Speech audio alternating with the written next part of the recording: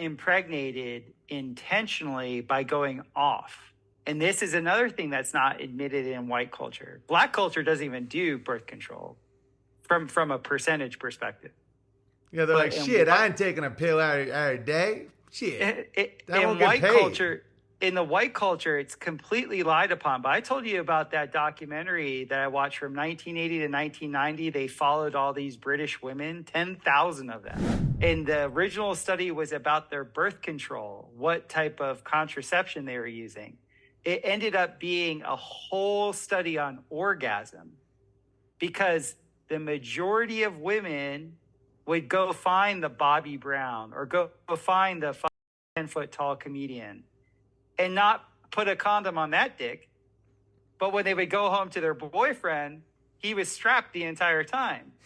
And so the percentages were out of this world in the British Isles about the majority. There were so many kids where it wasn't their father. Yeah. It's so true. You know, and I know the truth. Yep. You know, and I know the truth. Out of all the partners that we had, how many of them actually asked us to strap? Literally zero.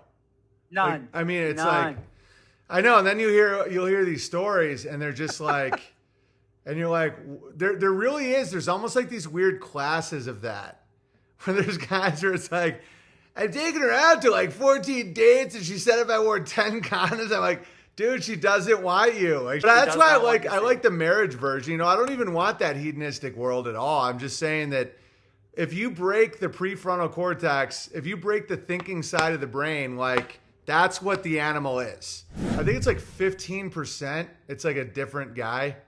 It's some like ridiculous number that in the British Isles, it was 33%. What? Jesus. Why is it? Why? Is it because the guys are kind of vacated and they're just like drinking tea? The way they explained it was women are literally there because they're the weaker. They're more vulnerable. So no matter what, they have a program running in the back of their head. I'm not safe unless I have Genghis Khan's baby.